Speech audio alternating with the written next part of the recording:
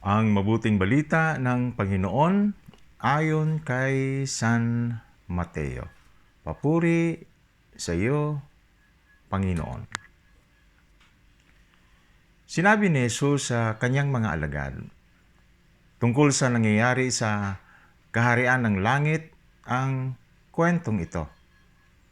Maagang lumabas ang isang may-ari para umupa ng mga manggagawa sa ubasan.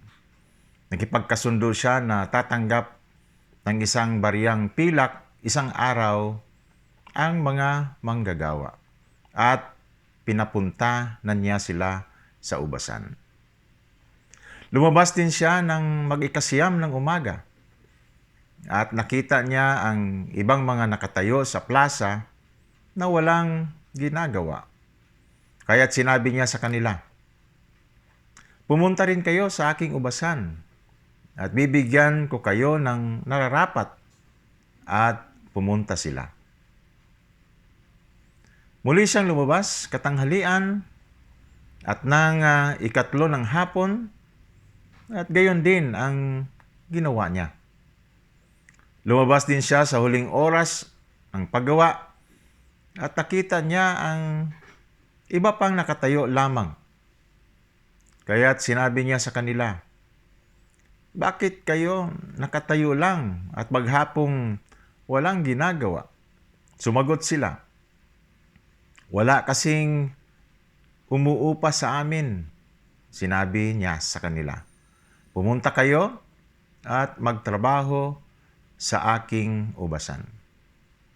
Paglubog ng araw, sinabi ng may-ari ng ubasan sa kanyang tagapamahala, "Tawagin ang mga manggagawa at bayaran sila mula sa huli hanggang sa una."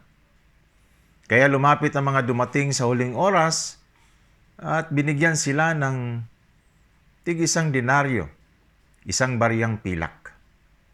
Nang lumapit naman ang mga nauna, akala nila'y tatanggap sila ng higit pa.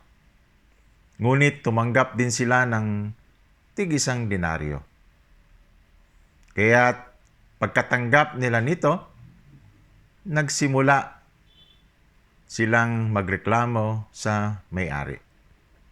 Kaya sinagot ng may-ari ang isa sa kanila, "Kaibigan, hindi ko kinukuha ang sa iyo. Hindi ba't nagkasundo tayo sa 1 denaryo isang araw? Kaya tanggapin mo ang sa iyo at umalis ka na. Gusto ko ring bigyan ang nahuli gaya ng ibinigay ko sa iyo. Wala ba akong karapatang gawin ang gusto ko sa pera ko? Bakit ka naiinggit? Dahil maawain ako?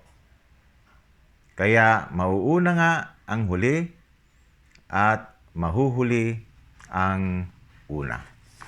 Ang mabuting balita ng Panginoon. Pinupuri ka namin, Panginoong Hesukristo.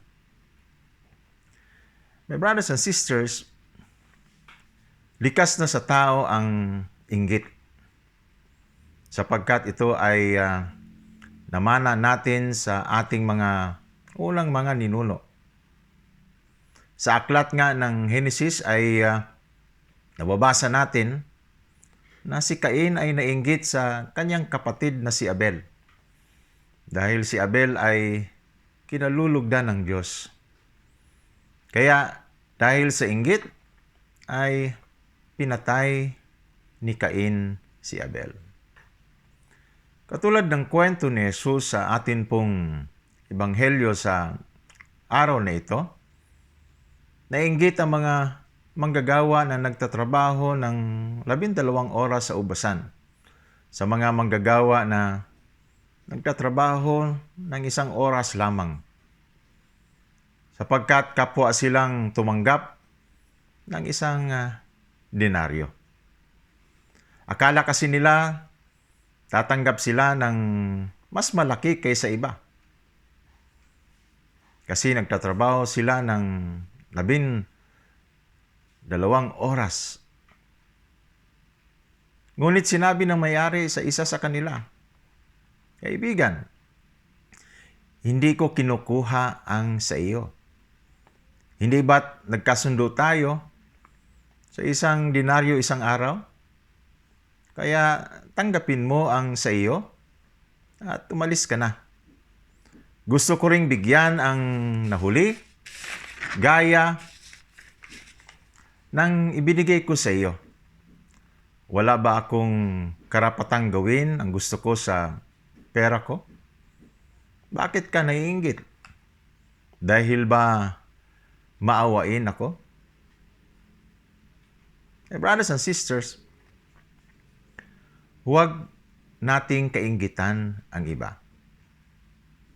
Kung pinagkalooban sila ng mga biyaya ng Diyos, katulad ng ating mga biyayang tinanggap mula sa atin pong Panginoon, huwag natin silang kainggitan.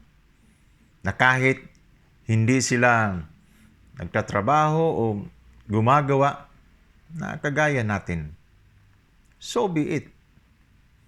Likas lang na maawain po talaga ang Diyos. Dapat ay matuwa tayo sa kanila. Hindi natin alam ang kanilang nararamdaman na wala silang trabaho. Maaring buong araw silang nag-iisip kung paano sila kikita para lamang meron silang maipakain sa kanila pong pamilya. My brothers and sisters, mahirap mawalan ng trabaho. Kaya hindi ho basta-basta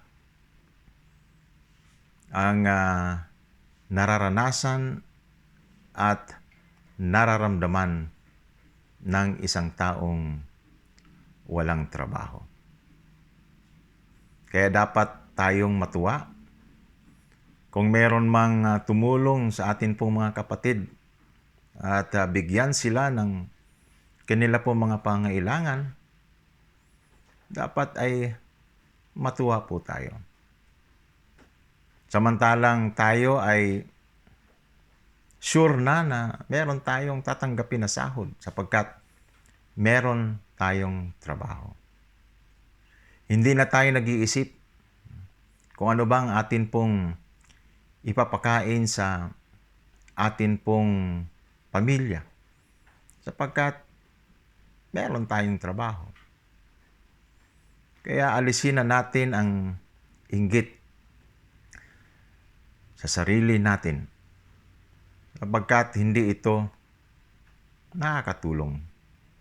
Palitan natin ito ng saya, palitan natin ito ng tuwa, pagpupuri at pagsasalamat sa lahat ng biyaya na atin pong tinanggap mula po sa atin pong Panginoon. Brothers and sisters, walang puwang ang inggit sa kaharian ng Diyos. Amen. Isang mapagpalang umaga po sa ating lahat, my brothers and sisters. Nawa patuloy nating ipanalangin ang atin pong mga kapatid na nawalan po ng hanapbuhay. Nawa ay sila po ay makakuha ng mga sapat na pera para lamang matustusan ang pangangailangan ng kanila pong pamilya. Nawa ay may mga taong tutulong sa kanila upang sila ay mabigyan ng hanap buhay para hindi na po sila mahihirapan sa kanila pong mga buhay. Brothers and sisters, alam ko na ang Panginoon ay natutuwa sa atin. Alam ko na hindi tayo bibiguin ng atin pong Panginoon.